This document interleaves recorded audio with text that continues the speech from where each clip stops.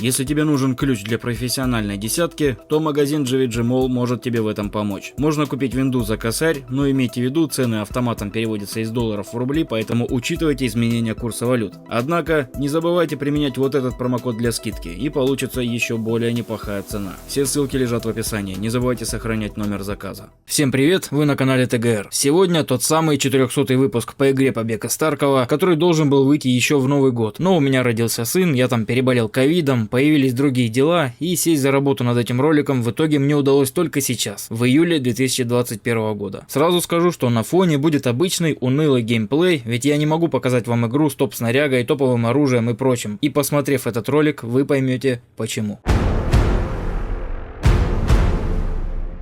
Итак, как и все юбилейные выпуски об игре на канале, будь то 100-й, 200-й или 300-й, этот я тоже хочу посвятить неким итогам. Но если в предыдущих юбилейных выпусках я подводил итоги за прошедшие 100 выпусков, то сегодня выпуск будет основан на другом. А именно на том, как Battlestate Games переобулись в прыжке и обманули нас, самых первых инвесторов в их игру. То есть людей, кто на самом старте альфы игры Побег из Таркова купил пакеты предзаказа, в частности я и такие как я заплатили за игру по 5000 рублей. И именно благодаря нам игра дальше стала развиваться и вообще стала продаваться и дальше, потому что если бы мы в нее не играли, мы не вложили бы в нее деньги, то разработка бы была медленнее за неимением денег и мало бы было всяких там обзоров и так далее. Короче, как ни крути, но мы, первые игроки, являемся важной частью того, что вы в итоге получили сейчас. То есть, если бы не было нас, скорее всего, не было бы и той игры, в которую вы сейчас играете. Как бы это пафосно ни звучало. Более того, в то время мой канал в русском сегменте был, пожалуй, одним из первых, кто вообще стал рассказывать об игре, причем рассказывать часто и много. И дело тут не в моей какой-то нескромности, а в очевидных фактах. В 2016 году были единицы каналов, кто выпускал столько роликов о Таркове, не смешивая с другими играми. Например, с августа 2016 года, когда стартовала альфа и когда я купил себе пакет предзаказа игры, и до примерно там декабря 2016 этого же года у меня вышло уже около 70 выпусков по этой игре. И дело в том, что, как многие первые зрители моего канала знают, игра мне очень понравилась. Я был в невероятном восторге от того, каким оказывается может быть шутер, и свои впечатления честно на протяжении всех этих 5 лет в игре я и рассказываю. Как многие из вас заметили, последние года два об игре хорошего я говорю мало. И это ведь неспроста, этому есть очевидные причины. То есть я не могу об игре говорить плохо, если этого там бы не было. Я говорю так, как есть. То, что я вижу, то я вам и рассказываю. Нравится это или нет, это уже второй вопрос. Проблема в том, что игра действительно стала стремительно и беспощадно уходить в совершенно другую сторону. Давайте попробуем порассуждать о том, чем была игра в 2016 году. И очень важно сейчас понимать, что меня не волнует то, какой себе в будущем там для себя видели игру сами разработчики или лично Никита Буянов. Ведь я, как игрок, заплативший деньги, платил за то, что я конкретно уже видел в игре, а то, что там было в мечтах Никиты Буянова, меня лично вообще не волновало, потому что я покупал конкретный продукт, который мне представляют, и который, как я думал, должен будет развиваться, а не изменяться. Но меня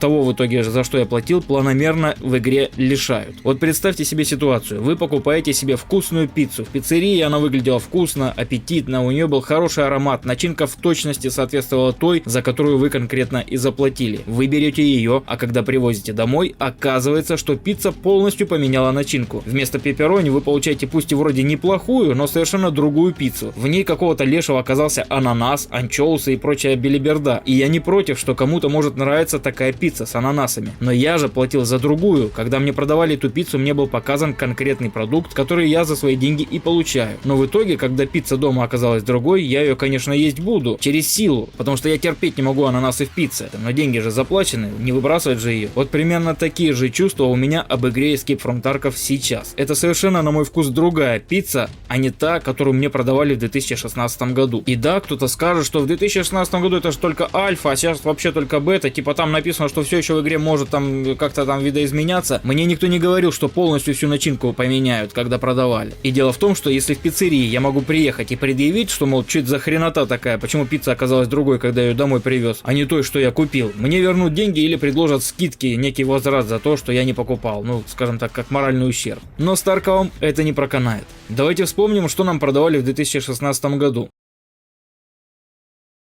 Как и любой другой медиапродукт, будь то игра или фильм, главной информацией о том, что вам продают, являются рекламные ролики, будь то трейлеры или какие-то другие ролики, раскрывающие суть. Главное, чтобы они были именно официальными. Вы не обязаны ходить где-то там по форумам, по каким-то сайтам, что-то там где-то читать. Вы должны увидеть все в рекламном продукте. Вот вам показывают рекламу, показывают ролик, вы из него должны понять все, что вы покупаете. Это касается и фильмов, и игр. Так вот, на момент старта альфа-теста в 2016 году на официальном YouTube-канале Battlestate были показаны вот эти вот ролики. Самый первый был анонсирующий Cinematic трейлер, который призван показать примерный сюжет игры, с чем в целом он довольно неплохо справляется. А именно там показывают, что идет некая война между двумя сторонами конфликта, одни говорят по-русски, вторые по-английски. Откуда можно сделать вывод, что это в игре некое противостояние неких там условных русских и условных американцев. Далее по ходу ролика выясняется, что в конце остаются лишь два бойца с обеих сторон, которые уже вынуждены объединиться между собой ради того, чтобы уйти живыми из города, так как появляется некая третья сторона, говорят ребята по-русски и похожи на каких-то гопников. Ну чё, прикольно, ведь в классических шутерах обычно две стороны конфликта, а тут нам предлагают три стороны, и это уже говорят прямо в трейлере. Это очень интересно, и в игре в целом это тоже есть. Далее был трейлер, который уже записан на движке игры, во всяком случае об этом гласит заголовок ролика, что записан он именно на геймплей, то есть экшен геймплей. В нем по сути раскрывается та же тема, что и в Cinematic трейлере, только показана уже именно в реалиях тогдашней pre-альфа версии. Но уже тут прослеживаются некоторые нюансы, которых в игре в итоге нет.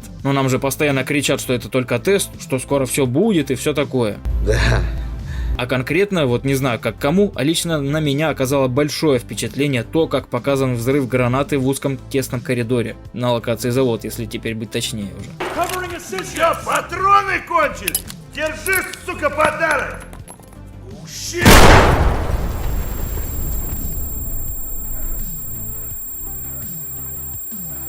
Тут мы видим, как волна расходится по узкому коридору с такой силой из-за замкнутого пространства, что даже дверь этой волной откидывает. Я, когда впервые это увидел, просто обалдел. Ни в одном другом онлайн-шутере я не видел, чтобы гранаты оказывали такое воздействие на окружение. Я не беру в расчет Half-Life 2 или Max Payne 2, повторяю, речь именно об онлайн-шутере. Так вот, сейчас у нас 2021 год, а такой физики объектов до сих пор в игре нет, хотя прошло уже 5 лет. Ну вот, недавно в трейлере нам снова дали затравочку, что граната наконец-то сможет разносить некоторые мелкие объекты на стенах, столах и полках. Опять же, про дверь снова ни слова. Двери в Таркове настолько суровы, что даже задрипанную деревянную гнилую дверь персонаж не может выбить ногой, если она заперта на ключ.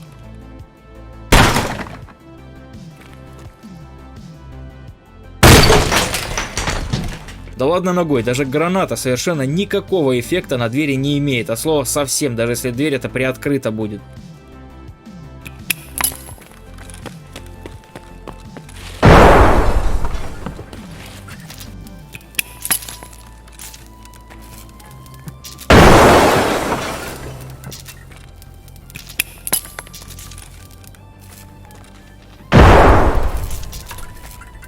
В лучшем случае сквозь деревянные двери могут проходить осколки гранат. Все, это все, что может сделать граната двери. Возможно, для кого-то это мелочи, но я повторяю, нам в трейлере, именно геймплейном трейлере, тизерили физику дверей при взрыве гранат. Причем это не просто мельком показано было. На этом был прям сделан акцент, уделено конкретно внимание на это. Трейлер как бы намекал, мол, зацени как круто, такого ты еще нигде не видел, купи нашу игру и ты это увидишь там. Повторяю, 2021 год, а дело так и стоит на месте. И, как я понимаю, ждать возможности взрыва дверей гранатами даже не стоит. Вот просто посмотрите, что происходит с дверью от не оборонительной, а просто светозвуковой гранаты в реальности.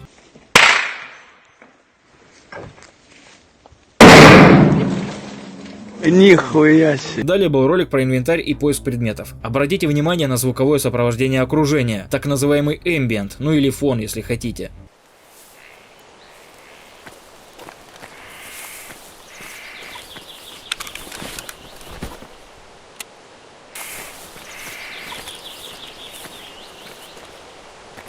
Помимо дурацкого непрекращающегося ветра на улице, там слышно активное пение птиц. А теперь послушайте это же место в игре сейчас.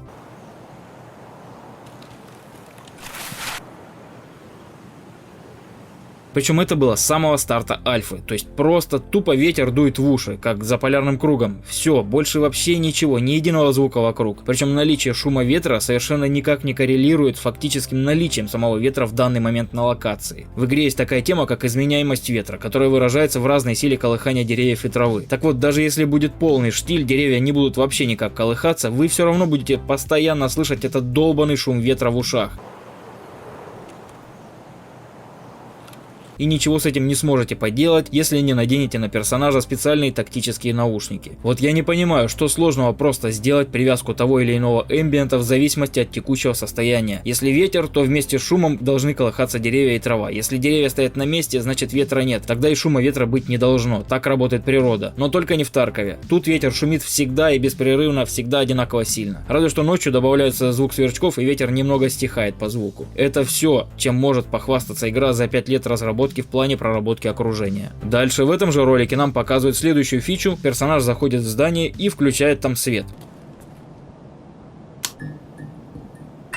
Опять же, когда я впервые это увидел, я подумал, что вот наконец-то со времен Counter-Strike 1.6 будет еще хоть одна игра, где можно будет включать или выключать свет в зданиях, ведь это может помочь в некоторых геймплейных моментах. Но, как вы уже, наверное, поняли, раз я об этом говорю, то это значит, что в игре до сих пор за 5 лет эта фича так и не реализована именно в таком порядке. То есть нельзя просто зайти в каждое здание и выключателем включать или выключать свет. В помещении свет горит просто постоянно, если он горит, и единственный способ его выключить — это выстрелить в лампы. А это, как вы понимаете, уже может создать негативные последствия, потому как выстрел даже с глушителем может услышать противник. Ну или еще один минус: после такого выключения обратно свет вы уже не включите и вынуждены будете иметь при себе, например, фонарь. Особенно плохо это в ночное время на локации. Ну а далее идет просто мозговзрывательная фича игры, которую я намеренно не упомянул, когда говорил про трейлер игры. Модификация оружия. Как же я охренел, когда впервые это увидел в геймплейном трейлере игры, и с каким же предвкушением я ждал выхода игры в закрытый тест. Вот эта фишка была практически решающей для меня, что игру нужно покупать и даже не думать. Ни в одной другой игре такой детальности кастомизации оружия я не видел. Это просто как отдельная игра внутри игры. Ты просто можешь сидеть и часами собирать себе такое оружие, которое лично тебе нравится, а не пользоваться идиотскими скриптованными модами оружия, как это было на тот момент в Warface или какой-нибудь Arma 3 и прочих посредственных шутерах. Сколько же шума наделала эта кастомизация оружия, на каких только сайтах и каналах этому не уделяли большое внимание. Как сам Никита Буянов прекрасно об этом всем рассказывал. Вот когда говорят, что у каждой игры должна быть своя изюминка,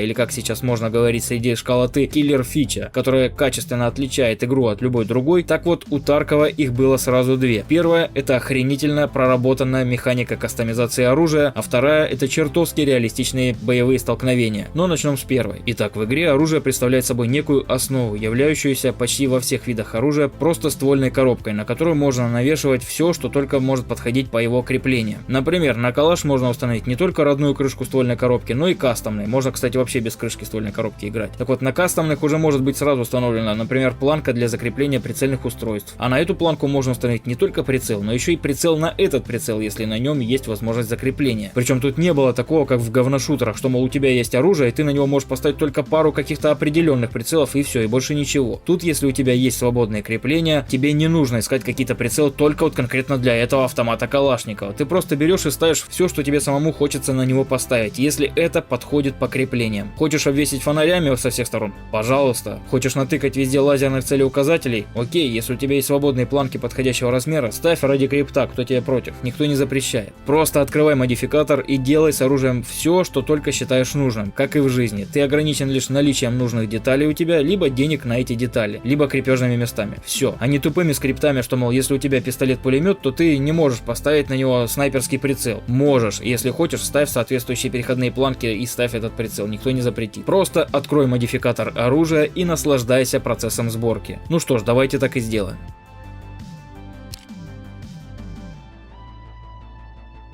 Стоп, что? Я больше не могу пользоваться модификатором оружия, за который я в частности заплатил, когда покупал игру. И тут выясняется, что игра нас обманывает, ведь когда мы ее покупали, модификатор отлично работал. Мы сидели и по полчаса собирали себе индивидуальные сборки оружия. Старались именно под себя как-то собрать такое оружие, которое наиболее удобно, ведь в зависимости от установки тех или иных деталей, оружие приобретает или изменяет свои стандартные свойства, будто точность стрельбы, отдача, эргономика и прочее. И я это постоянно говорил в своих роликах, пока разработчики не охренели и тупо не отобрали у меня такое такую возможность. Вот просто оцените весь бред ситуации. Они сами в трейлерах и рекламных роликах на канале уделяли кучу времени на показ того, как круто у них продуман модификатор оружия, а теперь не дают им пользоваться. А все дело в том, что в 2017 году начали анонсировать то, чего лично я не покупал, когда мне рекламировали и продавали игру. И, кстати, до сих пор этого нигде в рекламных роликах нет. Это убежище. И дело в том, что Никита Буянов настолько упоролся в игру This War of Mine, обзор который есть, кстати, у меня на канале, и он сам неоднократно говорил на каких-то подкастах, что он очень любит эту игру, что решил часть этой игры запихать в свою игру, причем практически в буквальном смысле. Так вот, после того, как в игру внедрили сраное убежище, теперь, чтобы иметь возможность пользоваться модификатором оружия, ты не можешь, как раньше, просто взять автомат, открыть модификатор и прокачать его как тебе надо. Ведь чтобы получить доступ к этому модификатору, нужно прокачать еще и сраное убежище. Вам нужен верстак для этого, а чтобы этот верстак получить, нужно иметь в наличии генератор. А генератор просто так не стоит, он хавает топливо, которое вам нужно постоянно где-то искать. Чтобы построить сам верстак, на котором ты сможешь открыть модификатор оружия, тебе нужно 2 набора гаек и 2 набора болтов, а еще нужен мультитул. И если сам мультитул ты можешь купить за 24 тысячи игровых рублей у торговца с погремухой механик, то болты и гайки либо придется выискивать у скупщика, а там их обычно не бывает, потому что их выгребают такие же, как ты, которым они нужны в этом сраном убежище. Либо бегать по локации и вместо того, чтобы наслаждаться охренительными перестрелками, тебе нужно шастать по помойкам и всяким там фуфайкам в поисках этих сраных гаек и болтов.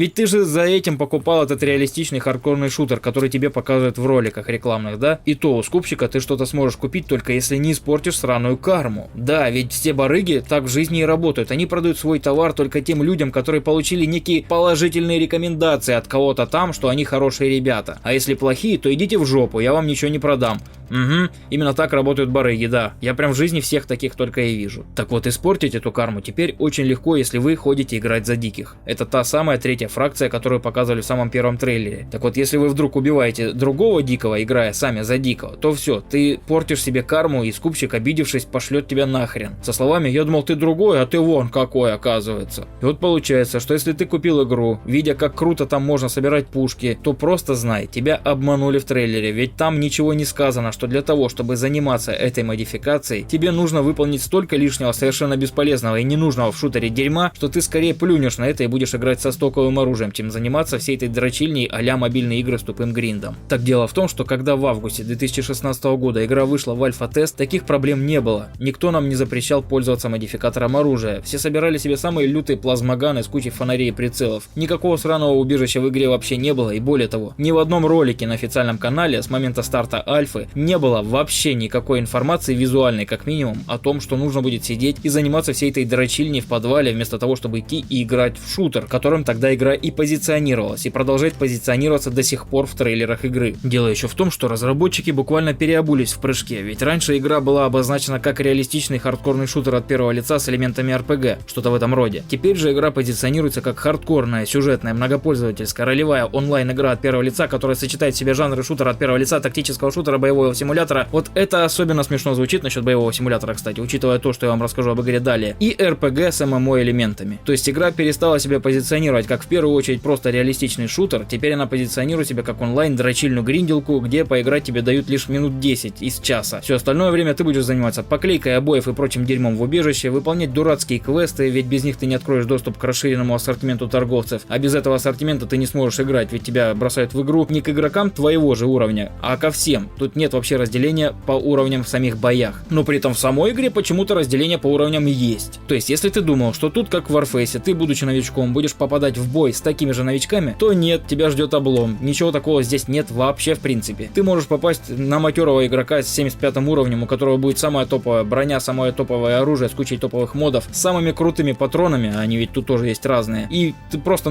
ты не выживешь. Это если коротко просто сказать, что с тобой произойдет. И все бы ничего, пару лет назад появилась отличная возможность в игре, которую все так долго ждали, а именно барахолка. Это такой местный рынок, на котором торгуют игроки с другими игроками, как в каком-нибудь Star Citizen или том же кроссауте, где ты при наличии игровой валюты можешь купить все, что тебе нужно, пусть и по завышенным ценам. Так вот, хрен там ночевал. Оказывается, чтобы пользоваться барахолкой, ты должен достичь какого-то дзена, а именно тебе нужен 20 уровень твоего персонажа. Без него доступ на барахолку тебе заказан. Сначала барахолка была открыта для всех, и это было круто, ведь если ты только что пришел в игру, где уже бегают 75-е игроки, то ты можешь купить броню, патроны и оружие, чтобы иметь хоть какие-то шансы против этих танков. Но потом барахолку закрыли до 5 уровня, то есть если ты не прокачался до 5 уровня, то все, иди в жопу, пользуйся самым посредственным дерьмом, из которого ты не сможешь ничего сделать другим игрокам, у которых там уже топовое снаряжение. И вот так кое-как, пострадав пару игровых вечеров, ты кое-как набивал себе 5 уровень и наконец-то получал доступ к барахолке. И все, у тебя в целом все становилось неплохо, ведь там продают все что угодно, и даже сраное убежище прокачать становилось проще, потому что можно было многое купить для него именно на барахолке, о котором в игре не было и духа даже когда мне продавали игру, но сейчас меня заставляют им пользоваться. А ведь еще в 2017 году разрабы говорили, что убежища будут получать лишь какие-то элитные игроки как бонус за выполнение каких-то там квестов. Я не шучу, именно так разрабы говорили в 2017 году. У меня есть на канале 125 выпуск, где я полностью цитировал разработчиков о том, что они говорили про будущее убежище, которого тогда еще не было. Но нет, теперь это не просто бонус, который лично мне и нахрен был не нужен, а теперь это необходимость, ведь без него ты не сможешь нормально кастомизировать оружие, то есть получить ту самую фичу, за которую ты заплатил деньги. Далее из-за нытья задротов, которые часами напролет ничего в жизни больше не делают, кроме как каждый день и ночь задротить игры, что мол барахолка портит им каким-то образом игру, доступ на нее сдвинули аж до 10 уровня. Кому-то сейчас кажется смешным вот это вот мое аж до 10.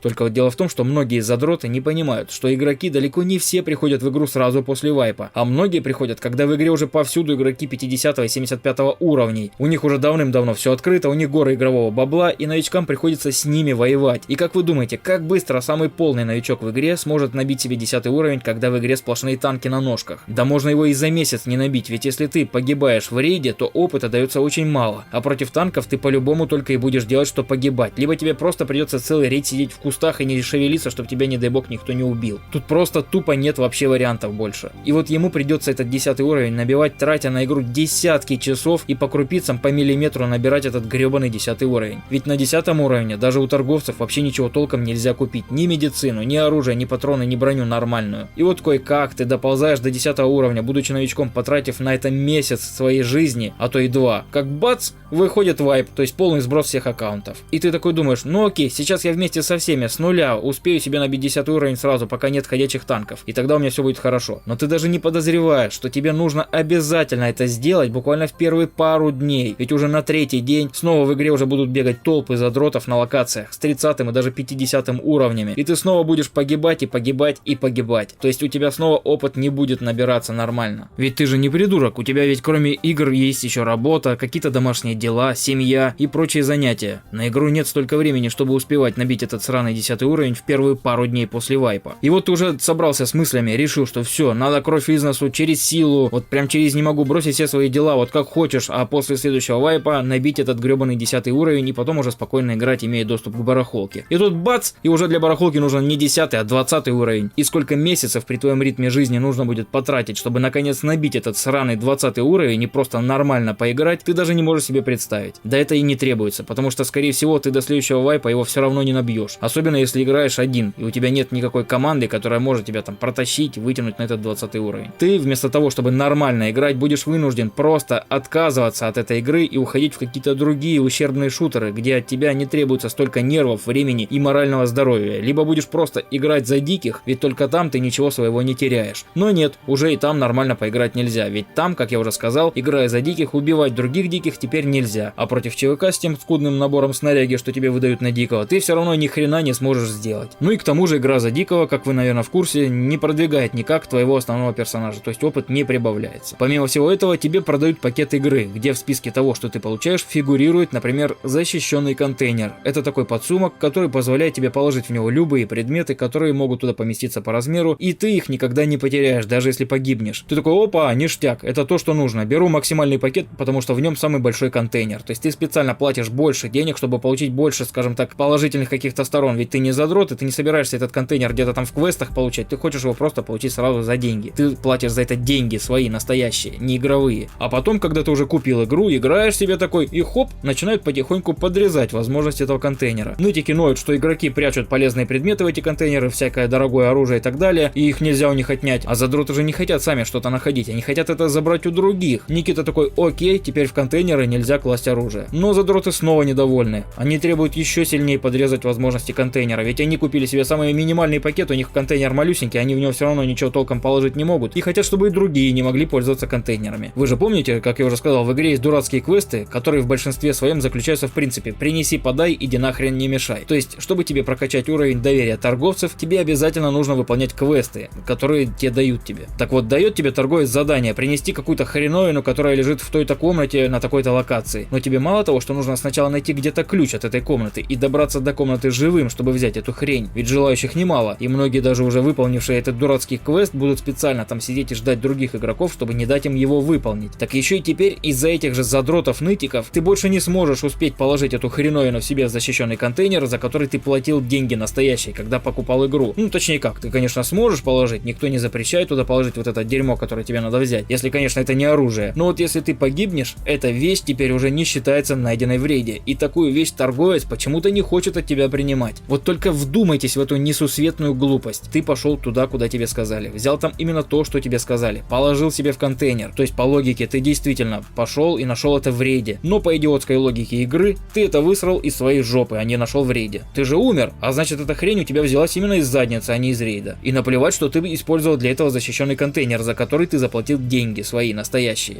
А торговцу, вот только вдумайтесь, торговцу, блин, все торговцы хотят получить наживу, но только не в Таркове. Вот приносишь ты прапору то, что он просил. Ты это нашел, вынес с помощью контейнера, за который заплатил реальные настоящие деньги. Прапору нужна вот эта срань, а он такой: не, я это не приму. Мне нужно, чтобы ты ее вынес и именно не умер при этом. Как же это безгранично тупо вообще звучит. Как вообще все это между собой может сочетаться внутри одной игры? Какие-то сплошные противоречия внутри самой же одной игры, и все это, блин, вы за это еще деньги платите. И вот помяните мое слово, Буянов еще не раз переобуется, и рано или поздно настанет тот день, когда он, наслушавшись нытиков, задротов о том, что контейнеры вообще нужно из игры убирать, он их либо уберет, при этом не вернув, естественно, нам деньги, хотя мы заплатили в том числе за этот сраный контейнер, когда покупали игру, ведь именно из-за этого мы покупали пакет игры подороже, чтобы получить побольше контейнер, либо просто сделать его максимально бесполезным, что он вроде как по номиналу будет, а толку от него никакого не будет вообще. Скриньте, я уверен, до этого рано или поздно тоже дойдет. Так вот, второй изюминкой игры всегда была охренительная проработка симулятора боевых условий. Ты буквально на себе чувствовал всю опасность окружения, тебе буквально на каждом шагу могло прилететь от кого-нибудь, и каждый это знал, поэтому на рожон никто не лез, ведь в жизни нормальные солдаты сейчас тоже пытаются продумать свои действия, а не тупо бежать на пулемет. Времена Второй мировой войны уже давно прошли, сейчас выживает хитрейший, а не сильнейший. И это было интересно, ты сидел с самым простым ружьишком где-то на заводе и воевал против таких же, как ты, простых игроков с ружьями, пистолетами, а если ты встречал кого-то хотя бы в самом простом бронежилете СВС, который потом стал пакой, да это же уже буквально боярин тебе попался, и было за честь завалить такого в игре, потому что ты голодранец без брони, а он прямо герой в сияющих доспехах. Его жопная боль после того, как ты его убил из ружья, ощущалась прямо у тебя в компьютере, ведь можно было раздать в лицо или по ногам, и челик готов, потому что брони там никакой нет на ногах, броня была у него только на животе и на груди, а ноги, изрешеченные дробью, дают лютое кровотечение и болевой шок, все как в жизни. Если ты в жизни выстрелишь человеку раз 5, блин, из ружья по ногам, по бедрам, где у него там всякие серьезные артерии, кости и так далее, скорее всего он тоже будет не жилец. А если ты встретил кого-то в мощном бронежилете Ford Defender 5 класса, который в то время еще был в игре, так это вообще просто царь и бог идет. Против таких ребят воевали только самые смелые, либо же те, кому уже нечего было терять. И как же было весело мочкануть и такого супостата, просто раздробив ему ноги в полные щи из дробовика. Ведь броник Ford был хорош, но ноги-то он не защищал, да и лицо тоже, можно было и в лицо выстрелить, с одного выстрела убить. Так вот, именно эти реалистичные фишки перестрелок с повреждением конкретных конечностей, всякими переломами как от падения, так и от попадания пули в кость, кровотечениями и болевыми шоками персонажа. Все это уносило игру просто в космос, ведь в отличие от всех остальных онлайн-шутеров, тут нельзя просто из чего попало убить там в пятку, например, как в любой другой игре, где снайпер выстреливает тебе в пятку и ты сразу подыхаешь. Тут убить через ноги можно было только если расстрелять ноги картечью, либо высадить в них магазин из калашмата, то есть задача была не просто обнулить проценты здоровья ног, ведь тут проценты здоровья у каждой части тела отдельные. Задача была довести персонажа до сильного кровотечения и болевого шока, от которого тот помирал. Такого не было ни в одной игре. Но время шло, в игру начали запихивать кучу гребаной брони какой-то, вместо пары броников, которые у всех были на вес золота, в игру напихали целый десяток, а то и больше всякой брони, которая в целом перестала быть дефицитом. И это все в условиях осажденного города по лору игры. Ну а чё, в любом закрытом городе сразу так вот откуда ни возьмись броня появляется, натурально вот прям КамАЗами ее туда кто-то привозит, автоматически она так появляется, появляется. Нигде вы этих КАМАЗов не видите, но броня каким-то чудесным образом все равно появляется. Да еще не просто какая-то наша российская армейская, ведь действие игры происходит именно в закрытом вымышленном российском городе. Но и неимоверные кучи зарубежной брони тут сразу тоже откуда-то взялись. Куча каких-то убершлемов, которые ничем не простреливаются, при этом даже шея персонажа не ломается. Понадобавляли горы каких-то защитных лицевых бронемасок, мандибул и прочего дерьма, которого в городе до войны отродясь не могло и быть. А тут на тебе все сразу откуда-то появилось. Нытики продолжали ныть с каждым днем все больше и больше, что, мол, зачем тогда вся эта броня в игре нужна, если тебя могут убить из ружья в ноги. А типа в жизни он бы чечетку бил после 30 дыр картечи в бедрах с повреждением артерий, костей и прочих тканей, да? Но разработчики стали активно прислушиваться именно к этим нытикам-задротам, которые приперлись в игру из всяких сраных быдлофилий и контрсраков. И для них это невидаль какая-то. Как это так? Я надел самую топовую броню, а меня сливают в ноги из самого дешевого ружья. Непорядок, ну-ка быстро исправляйте, а то мы как обидимся все. По итогу все. На этом игра уже стремительно стала превращаться в тупую аркаду с лишней душнотой. Теперь ты хоть 30 пуль из калаша пусти челу четко в бедра, он не умрет скорее всего, и более того скажу, он тебя еще и убьет. Починит себе ноги с помощью идиотского хирургического набора, причем починит их буквально за пару минут прямо в рейде, и они будут полностью как новые, и будет потом не просто ходить хромая, а сразу будет бегать, как ни в чем не бывало. И вот при этом бреде игра все еще пытается надувать щеки и делать серьезное лицо, что мол у нас тут реалистичная хардкорная игра, это вам не это. А по факту в игре от реализма вообще мало что осталось. И вот это совершенно чужеродное сочетание в игре таких механик, как необходимость есть, пить, лечиться, заряжать каждый магазин отдельно патронами и одновременно с этим делать хирургические себе же операции прямо в рейде, после которых ты можешь бегать как новенький, не наступление смерти персонажа после нескольких попаданий картечью в бедра, куча какого-то дорогущего военного барахла повсюду. Просто в голове не укладывается, как это все вообще еще можно называть реалистичной игрой. Да никак. И разработчики уже сами это понимают, поэтому словами типа реализм они уже даже не бросаются, ведь понимают, что пошли на поводу у нытиков, пришедших в игру из контрстраков и всяких донатных помоек, вроде какого-нибудь Contract Wars, ведь у этих нытиков логика до невозможности тупая. Они говорят, что раз они тратят кучу времени, много часов времени на игру, то у них должно быть какое-то преимущество относительно других игроков, кто играет меньше.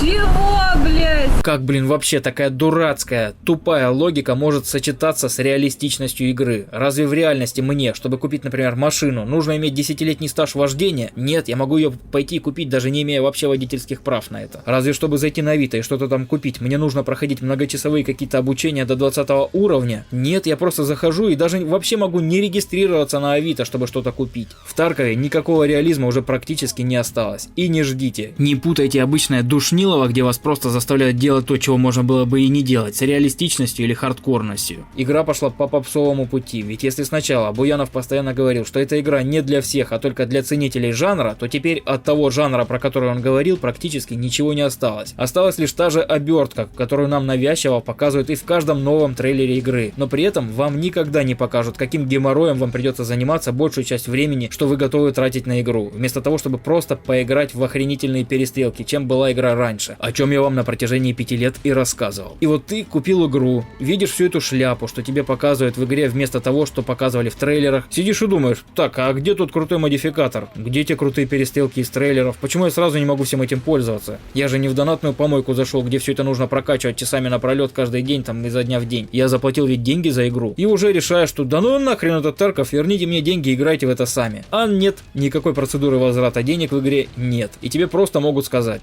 да пошел ты в жопу! Ведь одним из главных источников дохода у разработчиков является именно продажа игры игрокам, потому как в игре нет никаких микротранзакций, никаких донатов. Кстати, Буянов с пеной у рта всегда раньше говорил, что этого в игре никогда не будет, а сейчас как-то уже помалкивает об этом, так что помяните мое слово. Так же, как и с барахолкой, так же, как и с контейнером, рано или поздно он в этом вопросе тоже может переобуться. И что самое печальное, тупые подсосы из стада и это воспримут как манну небесную, как они это делают при любой дичи, что происходит с игрой. Тебе предстоит выбрать, являешься ли ты одним из баранов того стада, или все-таки имеешь свою голову на плечах и можешь трезво смотреть на вещи. Так вот, раз основной доход это продажа игры новым игрокам, либо забаненным старым игрокам, коих тут пачками банят с обвинением в читерстве, когда-то в 2018 году, кстати, даже и меня забанили, обвинили читером, а потом, правда, разбанили, сказав, что это была техническая ошибка. Так вот, чем больше копий игры они продают, тем больше денег зарабатывают. А ведь люди в студии работают, им каждый месяц нужно платить зарплату, значит, игра должна продаваться постоянно, чтобы приносить доход, чтобы было чем платить зарплаты и, соответственно, собственно, развиваться дальше. И вот ради этого они мало того, что будут переделывать игру под тупое стадо, так еще и никому не будут в своих же рекламных материалах об этом сообщать. А простым потенциальным покупателям, чтобы все вот это узнать об игре, все, что я сегодня вам рассказал, придется смотреть всякие ролики на ютубе, но дело в том, что BSG на своих ресурсах продвигает только те каналы, которые молчат о проблемах игры. Они продвигают только каналы Жополизы, где вы не услышите ничего о главных проблемах игры. А такие каналы, как мой, вы просто не заметите, ведь вы будете искать те, где больше просмотров. А это, естественно, не про меня. То есть мало того, что в рекламных роликах игры тебя вообще никто не предупреждает о том, с каким геморроем ты можешь тут столкнуться, так ты при этом еще и даже на ютубе толком не найдешь обо всем этом нормальную информацию перед покупкой. Так еще и не дают возможности вернуть деньги, если ты поймешь, что ты купил в итоге не то, что тебе рекламировали на официальном YouTube канале Battlestate. Покупая Escape from Tarkov, ты покупаешь кота в мешке, на котором нарисована охренительная картинка с сочными перестрелками и охренительной модификацией оружия. Ты ведешься на эту картинку, а по факту вместо отличного реалистичного хардкорного шутера, который тебе продавали в роликах, ты получаешь гребаную пиццу с ананасами, которую ты терпеть не можешь и вынужден ей давиться, ведь потратил на нее целых 5000 рублей, которые тебе никто не собирается отдавать обратно, забрав свою сраную пиццу с ананасами назад, ведь тебе продавали совсем другое. Учитывая тенденцию Буянова обижаться на всех, кто говорит правду о его игре, не удивлюсь, если он, как и многим другим каналам, сейчас накинет мне гору страйков, что по факту приведет мой канал к блокировке, ведь ему нужно, чтобы его детище все только облизывали и приносили ему еще больше денег. Но если у него осталась хоть капля самоуважения, он поймет, что правда может колоть глаза, и может все-таки что-то стоит пересмотреть в своем видении того, что он делает и как. Ведь он, будучи директором Battlestate Games, имеет до хрена амбиций, а вот правда на деле получается совсем не так красочно, как он это описывает. Смотрите, не задохнитесь от своих амбиций, директор. Пока и надеюсь до скорых встреч, если канал не заблокируют.